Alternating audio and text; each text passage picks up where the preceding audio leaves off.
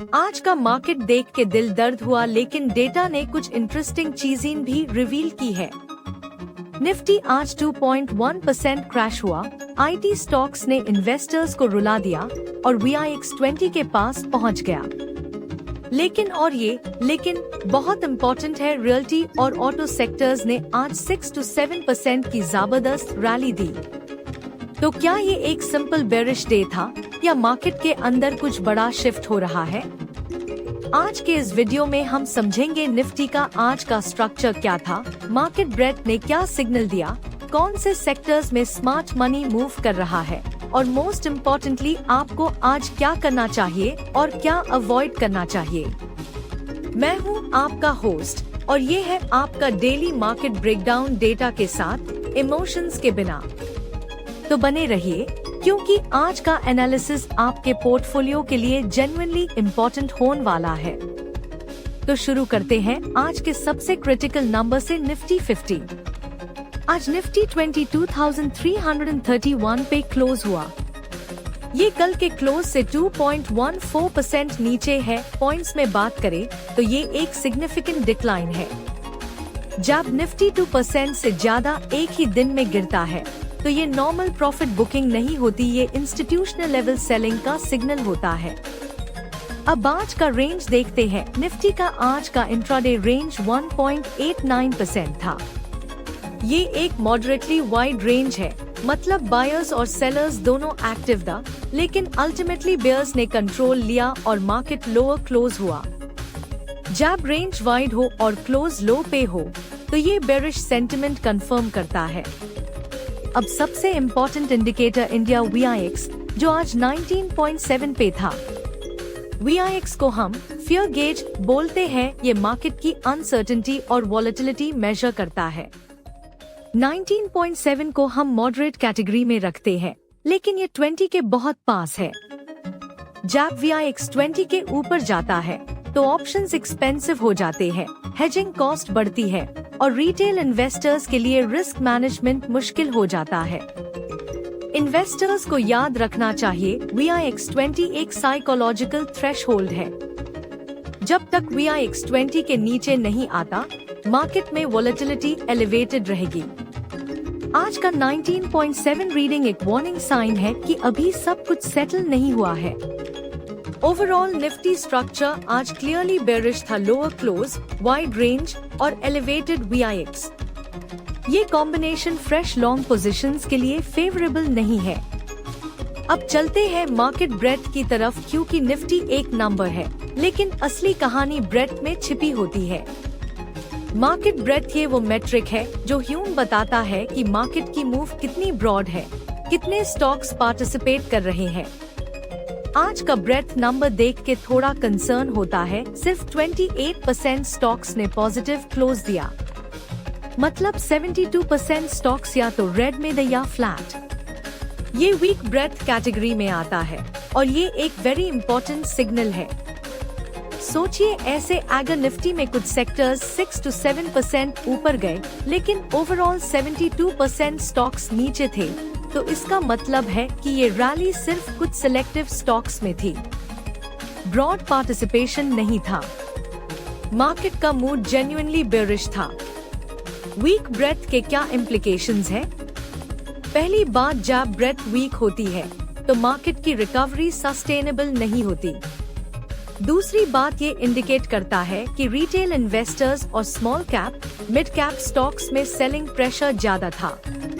तीसरी बात, institutional money सिर्फ सिलेक्टिव सेक्टर्स में जा रहा था, पूरे मार्केट में नहीं। 28% ब्रेथ और बेयर रेजिम का कॉम्बिनेशन ये क्लियरली कहता है कि अभी मार्केट में ब्रॉड बेस्ड बाइंग का टाइम नहीं आया है। जब तक ब्रेथ 50% के ऊपर नहीं जाती, मार्केट रिकवरी को कंफर्म नहीं माना जा सकता। तो ब्रेथ ने आज एक क्लियर मैसेज दिया, सिलेक्टिव रहो, कॉशियस रहो। अब देखते हैं कि कौन से सेक्टर्स में वो सिलेक्टिव एक्शन हो रहा था। सेक्टर रोटेशन स्टोरी बहुत इंटरेस्टिंग है। आज का sector rotation story genuinely fascinating है और थोड़ा कंफ्यूजिंग भी, अगर आप सिर्फ हेडलाइन नंबर देख रहे हैं। निफ्टी 2.14% गिरा, लेकिन रियल्टी सेक्टर आज 6.75% ऊपर गया। ये नंबर सुन के आपको डबल टेक लेना चाहिए।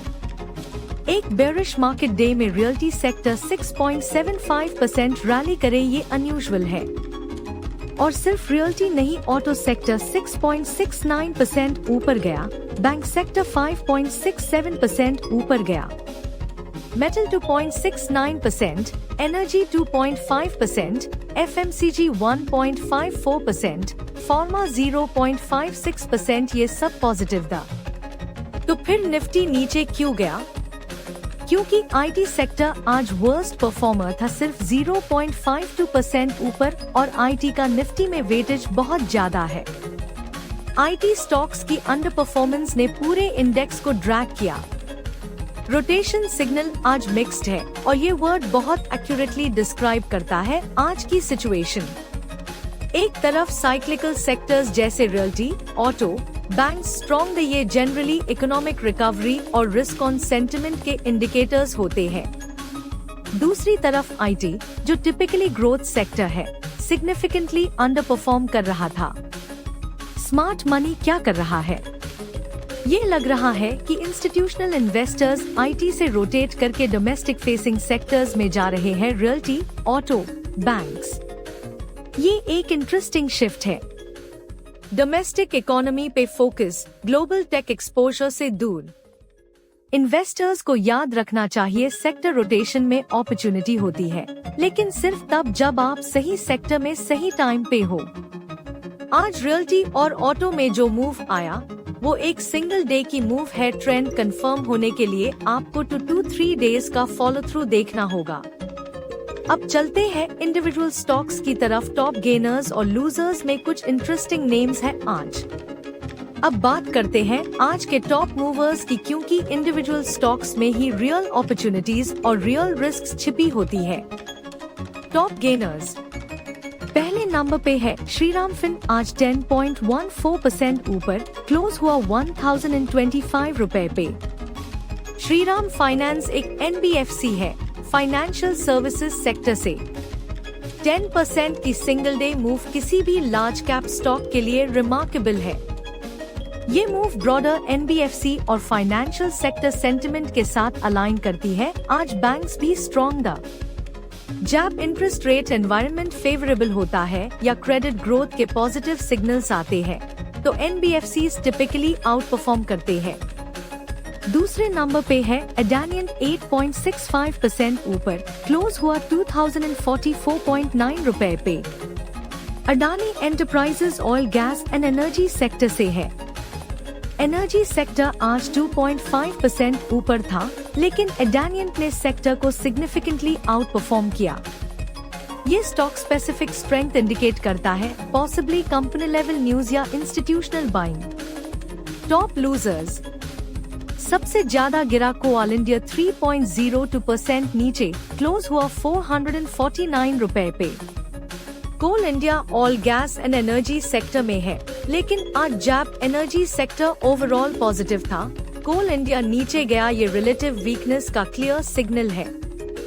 जब एक स्टॉक अपने सेक्टर से अपोजिट डायरेक्शन में जाए तो कॉशन रखना चाहिए।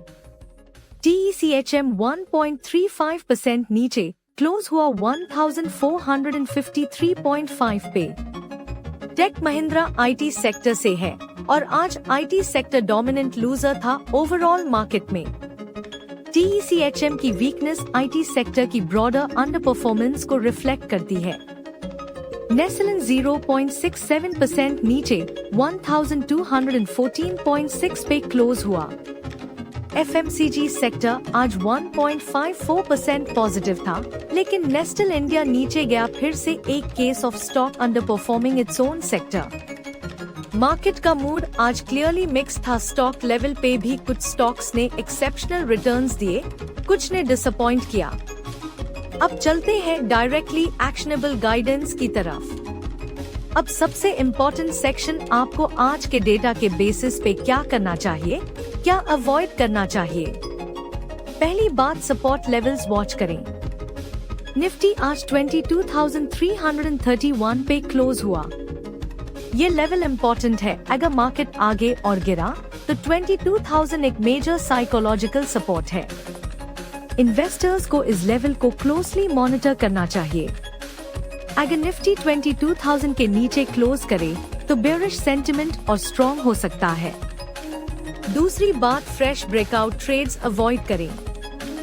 आज का नैरेटिव हिंट क्लियरली कहता है VIX20 के पास है और जब तक VIX20 के नीचे नहीं आता फ्रेश ब्रेकआउट ट्रेड्स अवॉइड करें। क्यों? क्योंकि हाई VIX एनवायरनमेंट में फॉल्स ब्रेकआउट्स बहुत कॉमन होते हैं।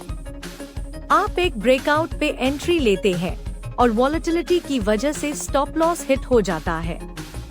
ये फ्रस्ट्रेटिंग और कॉस्टली होता है। तीसरी बात, सेक्टर सेलेक्टिविटी बहुत इम्पोर्टेंट है। आज रियल्टी, ऑटो, बैंक स्ट्रॉन्ग है, लेकिन ये एक दिन की मूव है। अगर अगले 2 to 3 डेज में ये सेक्टर्स अपनी स्ट्रेंथ मेंटेन करें तो वहां अपॉर्चुनिटीज एक्सप्लोर कर सकते हैं। IT सेक्टर में अभी कॉशन रखे। डोमिनेंट लूजर सेक्टर में बॉटम फिशिंग रिस्की होता है। चौथी बात, एग्जिस्टिंग पोजीशंस रिव्यू करें। बेयर रेजिम में और 28% ब्रेथ के साथ ये टाइम है अपने पोर्टफोलियो की क्वालिटी चेक करने का। जो स्टॉक्स अपने सेक्टर से अंडर परफॉर्म कर रहे हैं जैसे कोल इंडिया और नेस्ले, आज उन्हें क्लोजली मॉनिटर करें। बॉटम लाइन, आज के लिए पेशेंस सबसे बड़ा वेपन है। मार्केट अभी बेयर रेजिम में है, VIX एलिवेटेड है, ब्रेथ वीक है। ये कॉम्बिनेशन कहता है कैपिटल प्रिजर्वेशन पहले, एग्रेसिव ट्रेडिंग बाद में। ये सिर्फ एजुकेशनल कंटेंट है। कोई भी इन्वेस्टमेंट डिसीजन लेने से पहले SEBI रजिस्टर्ड इन्वेस्टमेंट एडवाइजर से सलाह जरूर लें। लाइक करें, सब्सक्राइब करें और बेल आइकन दबाएं ताकि कोई भी अपडेट मिस ना हो। End of script, approximate word count, ~1, 820 vertical bar, estimated read time, 78 minutes at natural pace.